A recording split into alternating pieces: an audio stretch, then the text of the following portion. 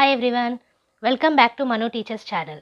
So ఇవాల్టి వీడియోలో pedagogy of physical సైన్స్కి సంబంధించి 8th యూనిట్ అనేది కంటిన్యూ చేస్తున్నాము. So already 6th and 7th units playlist అనేది అవైలబుల్ ఉంది ఛానల్లో. చూడలేదంటే కనుక ఒకసారి ఛానల్ని విజిట్ చేసి చూడండి. ఇప్పుడు 8th యూనిట్ అనేది కంటిన్యూ చేస్తున్నాం కాబట్టి ఈ వీడియో ఎండింగ్లో మీకు 8th యూనిట్ యొక్క ప్లేలిస్ట్ కూడా కనిపిస్తుంది. సో సేఫ్టీ రూల్స్ గురించి చూస్తున్నాం ల్యాబొరేటరీస్లో.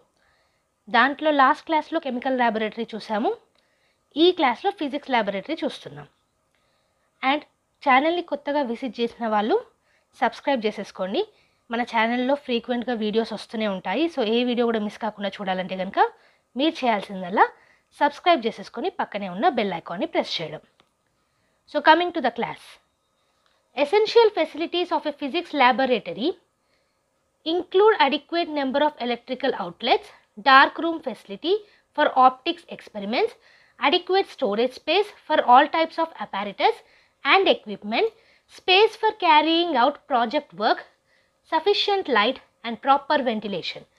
So, ఒక ఫిజిక్స్ ల్యాబొరేటరీకి ఎసెన్షియల్ ఫెసిలిటీస్ ఏంటి?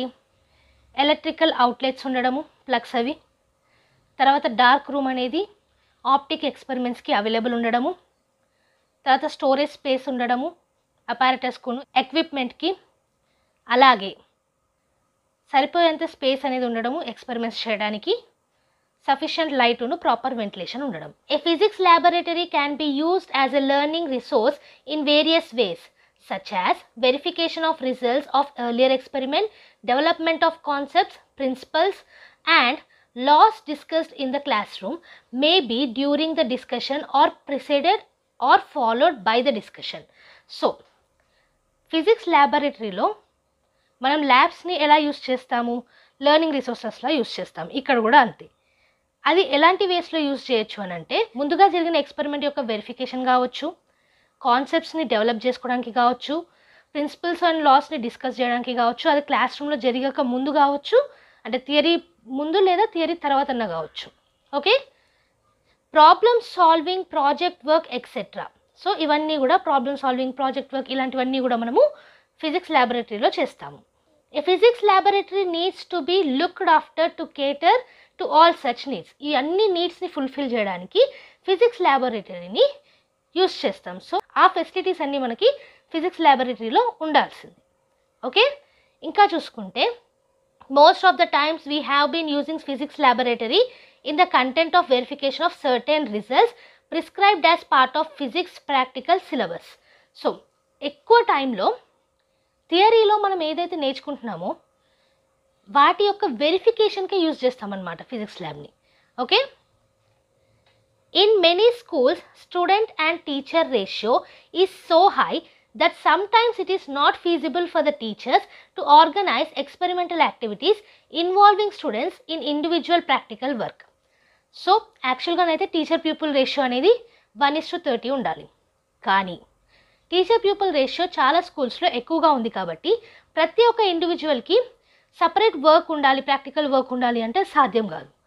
In such situations group work should be encourage. అలాంటి సిచ్యువేషన్స్లో ల్యాబ్ బంద్ చేస్తామా? కాదు, గ్రూప్ వర్క్ అనేది ఎంకరేజ్ చేయాల్సి ఉంటుంది. ఇంకా చూసుకుంటే teachers should be adequately trained in carrying out laboratory work and the skills required for working in physics laboratory. So physics థియరీతో పాటు ప్రాక్టికల్ నాలెడ్జ్ కూడా ఉండాలి టీచర్స్కి. ల్యాబ్స్లో ఎలా ఎక్స్పెరిమెంట్స్ చేయాలి అనే దాని మీద అవగాహన ఉండాలి. Okay, so now let's see about the safety rules to be followed in physics laboratory. Always follow the precautions suggested by the teacher for individual experiment and activity. So separate experiment ki activity ki elanti precautions anetivi undali anedi teacher already suggest chestundi, vaatni follow avalsi untundi. Do not play with any apparatus, it may lead to an accident. ఏ equipment toti apparatus toti ఆటలాడకూడదు. Okay, accident అవ్వచ్చు. Don't touch the electric switches with wet hands. ఇది మనందరికి తెలిసిందే. తడి చేతులతోటి electric స్విచ్చెస్ని ముట్టుకోకూడదు.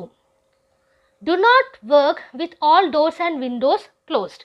ఇంతకుముందు చూసాం కదా, ప్రాపర్ వెంటిలేషన్, లైట్ ఉండాలనేసి అన్ని డోర్స్ను విండోస్ని క్లోజ్ చేసి వర్క్ చేయొద్దు. అలా వర్క్ చేసే డార్క్ రూమ్ ఫెసిలిటీస్ కూడా ఉంటాయి. వేటికి? ఆప్టిక్స్ ఎక్స్పెరిమెంట్స్కి. Okay, enter the laboratory in the presence of the teacher and follow all safety instructions. Teacher ఉన్నప్పుడే ల్యాబ్ని ఎంటర్ అవ్వాలి అండ్ అలాగే అన్ని సేఫ్టీ ఇన్స్ట్రక్షన్స్ని ఫాలో చేయాలి.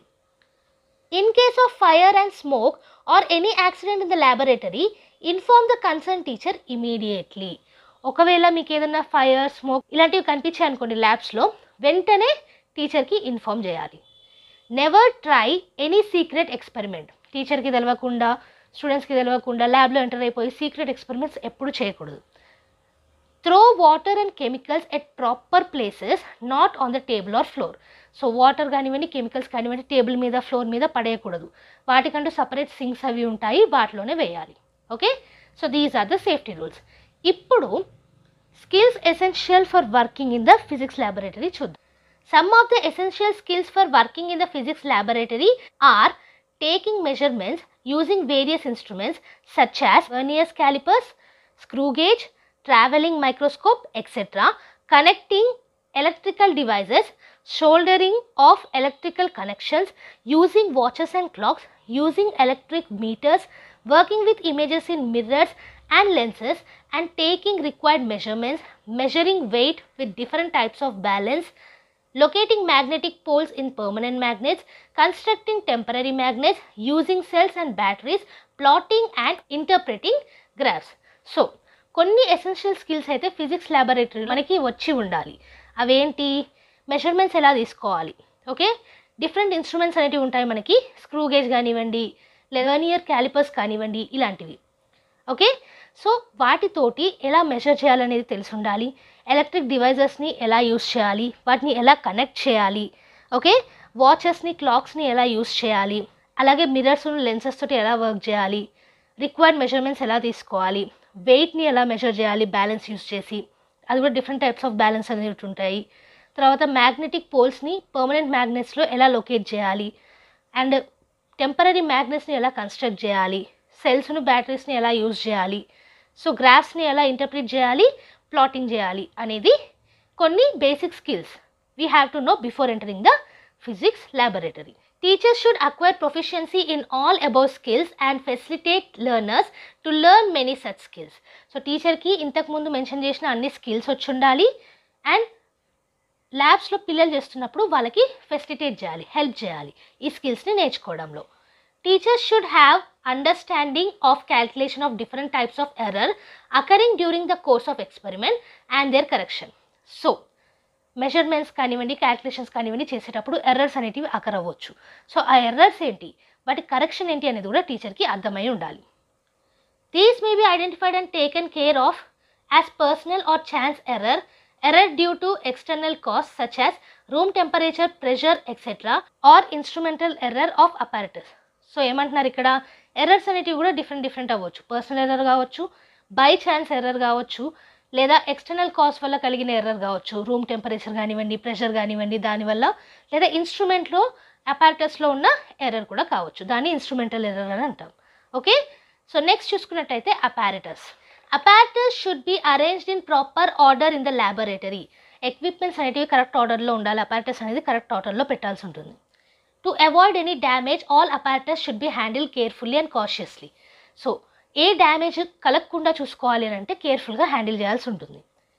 Most of the appliances, apparatus, devices, instruments and materials used in the laboratory come with some guidelines on how, when and why to use them with proper instructions of handling and care.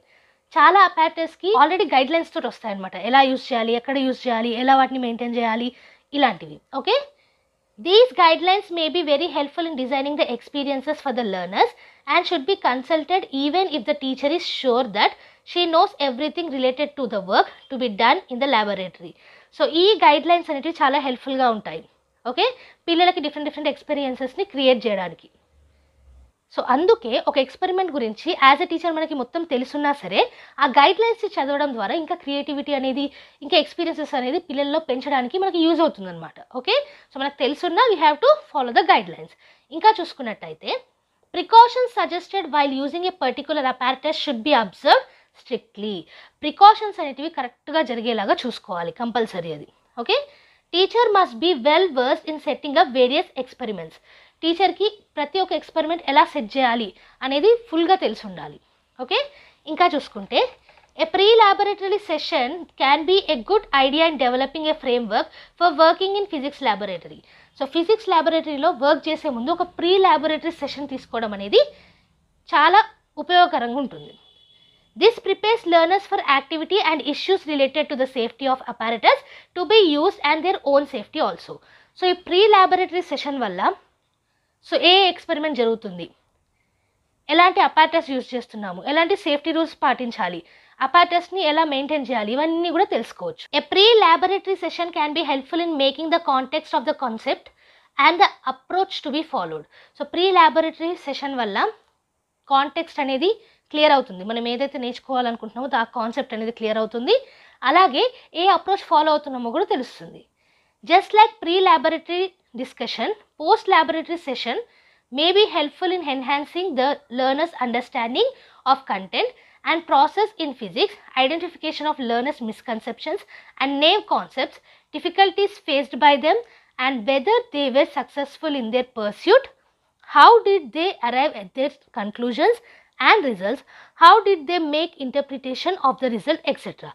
So, pre-laboratory session ఎలా అయితే నిర్వహిస్తున్నామో అలాగే post laboratory session కూడా చాలా వరకు ఉపయోగపడుతుంది.